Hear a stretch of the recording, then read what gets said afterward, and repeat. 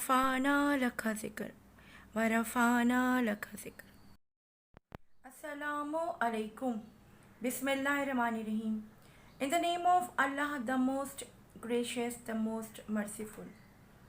Pride and arrogance. Mujahid said, bending his neck in pride, verses 22:9 means he is proud of himself. Itfa'u means his neck. Narrated, Haritha bin Wahb al-Khuzai, the Prophet sallallahu alaihi wasallam said, shall I inform you about the people of paradise? They comprise every obscure, unimportant, humble person, and if he takes Allah's oath that he will do that thing, Allah will fulfill his oath by doing that. Shall I inform you about the people of the hellfire? They comprise every cruel, violent, proud, and conceited person. Narrated. Anas bin Malik, anyway, any of the female slaves of Al Madinah could take hold of the hand of Allah's Messenger sallallahu alaihi wasallam and take him wherever she wished. Al-Hijrah, to desert or cut one's relationship with another Muslim, not to speak to him on meeting him. The Prophet sallallahu alaihi wasallam said, it's not lawful for a man to desert, not to speak to his brother, one meeting him for more than 3 days. Narrated, Aisha Raziyallahu ta'ala anhu, the wife of the Prophet sallallahu alaihi wasallam, that she was told that Abdullah bin Az-Zubair, on hearing that she was selling or giving something as a gift, said, by Allah, if Aisha does not give up this, I will declare her incompetent to dispose of her wealth. I said, did he, Abdullah bin Az-Zubair, say so? The pupil said, yes. Aisha said, I vow to Allah that I will never speak to Ibn Az-Zubair when this desertion lasted long. Abdullah bin Az-Zubair sought intercession with her, but she said, by Allah, I will not accept the intercession of anyone for him, and will not commit a sin by breaking my vow. When this state of affairs was prolonged on Ibn Az-Zubair, he felt it hard on him. He said to Al-Miswar bin Makhrama and Abdur Rahman bin Al-Aswad bin Abd Yagut, who were from the tribe of Bani Zuhra, I beseech you by Allah to let me enter upon Aisha, for it is unlawful for her to vow to cut the relation with me. So Al-Miswar and Abdur Rahman, wrapping their sheets around themselves, asked Aisha's permission, saying, peace and Allah's mercy and blessing be upon you. Shall we come in? Aisha said, come in. They said, all of us. She said, yes, come in, all of you, not knowing that Ibn Az-Zubair was also with them. So when they entered, Ibn Az-Zubair entered the screened place and got hold of Aisha and started requesting her to excuse him, and wept. Al-Miswar and Abdur Rahman also started requesting her to speak to him and accept his repentance. They said to her, the Prophet forbade what you know of deserting, not speaking to your Muslim brother, for it is unlawful for any Muslim not to talk to his brother for more than 3 days. So when they increased their reminding her of the superiority of having good relations with kith and kin, and of excusing other sins, and brought her down to a critical situation, she started reminding them and wept, saying, I have made a vow, and the question of vow is a difficult one. The Al-Miswar and Abdur Rahman persisted in their appeal till she spoke with Abdullah bin Az-Zubair, and she manumitted 40 slaves as an expiation for her vow. Later on, whenever she remembered her vow, she used to weep so much that her veil used to become wet their, with her tears. Narrated Anas bin Malik Razi Allah Ta'ala Anhu.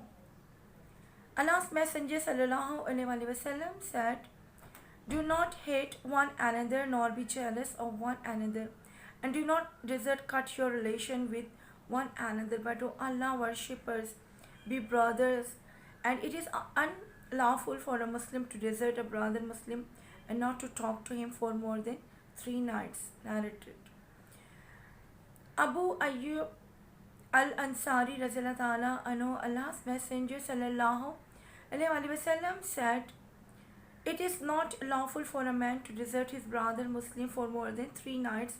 It is unlawful for them that when they meet, one of them turns his face away from the other, and the other turns his face from the former, and the better of the two will be the one who greets the other first." The desertion of a sinful person disobedient to Allah and His Messenger. After Ka'b had failed to join the Prophet sallallahu alaihi wasallam in the battle of Tabuk, he said, "The Prophet sallallahu alaihi wasallam forbade all the Muslims to speak to us." Ka'b mentioned 59th as the period of his desertion.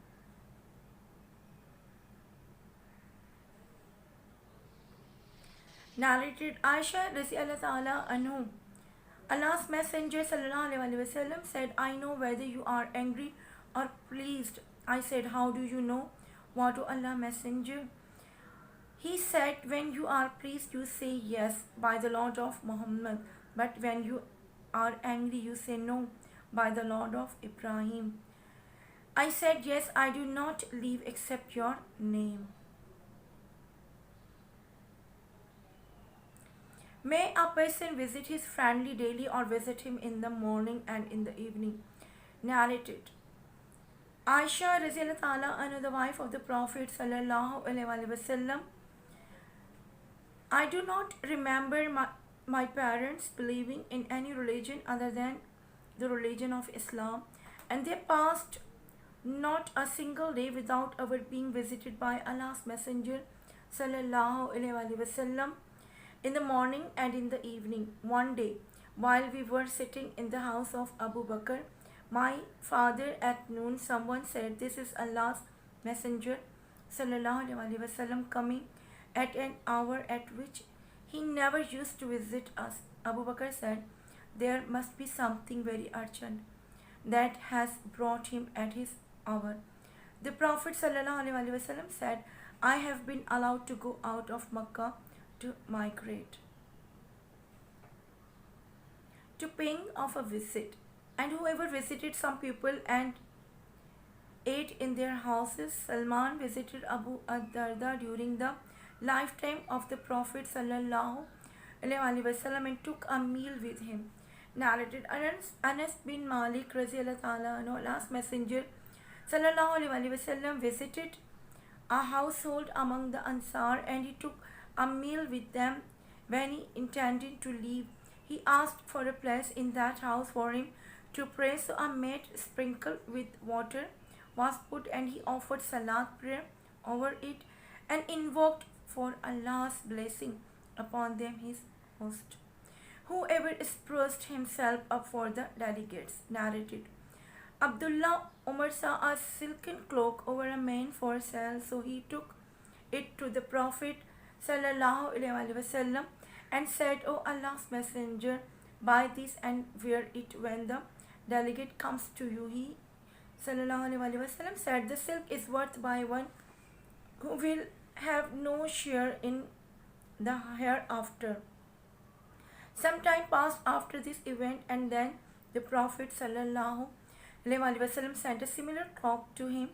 Umar brought that cloak back to the Prophet sallallahu alaihi wasallam and said, "You have sent this to me, and you said about a similar one what you said." The Prophet sallallahu alaihi wasallam said, "I have sent it to you so that you may get money by selling it." Because of this, Ibn Umar used to hate the silken marking on the garments.